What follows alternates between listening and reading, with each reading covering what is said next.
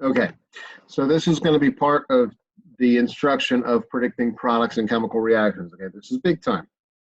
So we've got the reaction types, which we learned in the fall. You've got synthesis, which is like A plus B equals AB. You've got decomposition, which is AB breaks apart to A2 plus B2. And those are going to be a little complicated. You've got single replacement, which we're going to focus on today, which if you take a look at the screen, like Al plus PbCl2 yields whatever, they just switch partners. And you have double replacement, which we're also going to predict. Then you have combustion, which is the hydrocarbon, oxygen to give you CO2 and H2O. Okay, so I'm in your packet, and I'm on page 94. There's going to be multiple videos because I have to then go to my whiteboard over there in a minute. Okay, so right here you've got something called an activity series. This is for single replacement or displacement, same thing, reactions. Okay, so what I need you to look at is this. What this tells you is which one of these, compared to the common things that react. This is the group you have. We're only focus on these for now. Common things that react.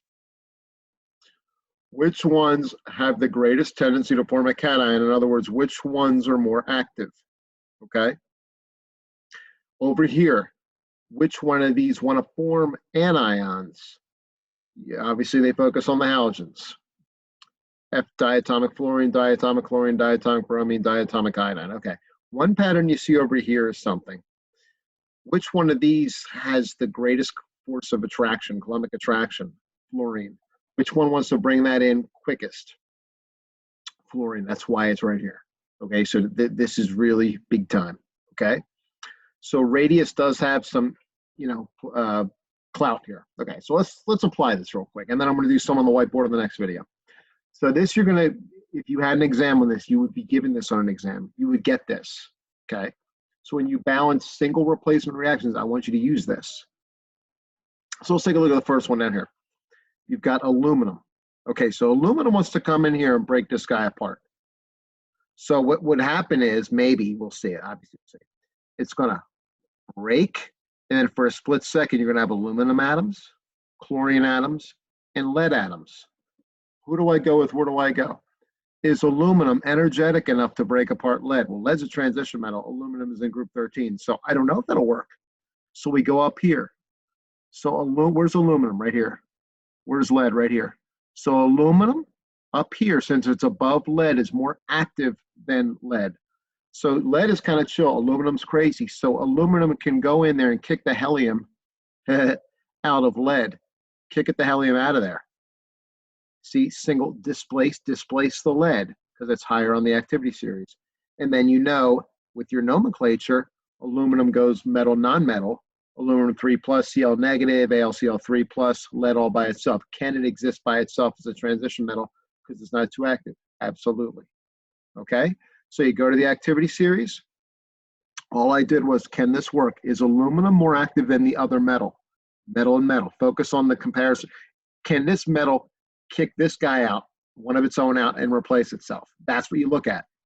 So you take a look up here, aluminum is more active than lead, kick the helium out, you have that reaction. Okay, let's take a look at another one. Now watch this one. Now, obviously, take a look. Let's say we've got diatomic chlorine, and again, you got to remember Brinkelhoff, H2O,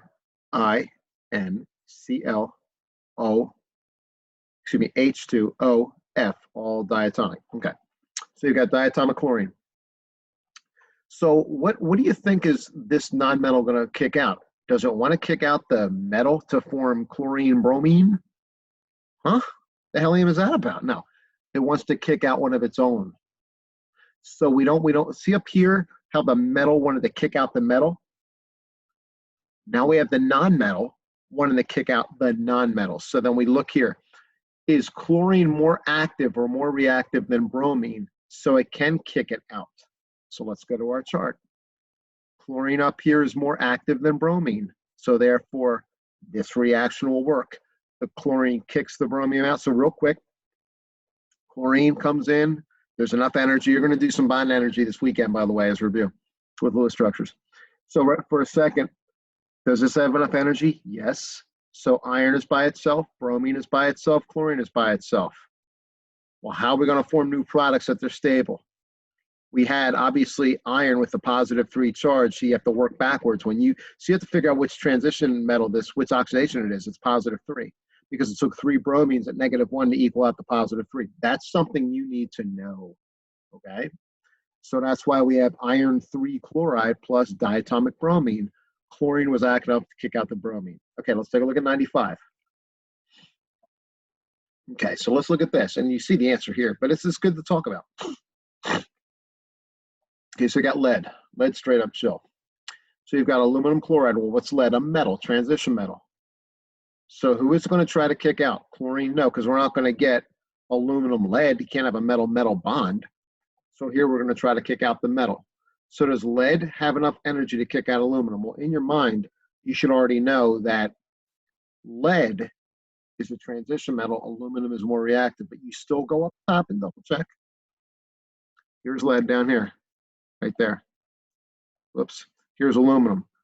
Lead does not have enough energy to kick it out. So therefore, you would put no reaction. You're going to balance it.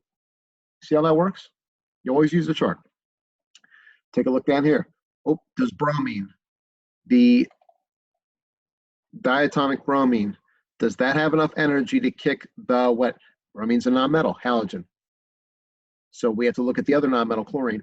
Does bromine have enough energy to kick out chlorine? Go to the up top. Bromine is not, it's pretty darn active, but not as active as chlorine. So therefore, it cannot kick it out. You will not have a reaction. Okay? See how that works? So always look at with single replacement. Am I starting with a metal? Okay.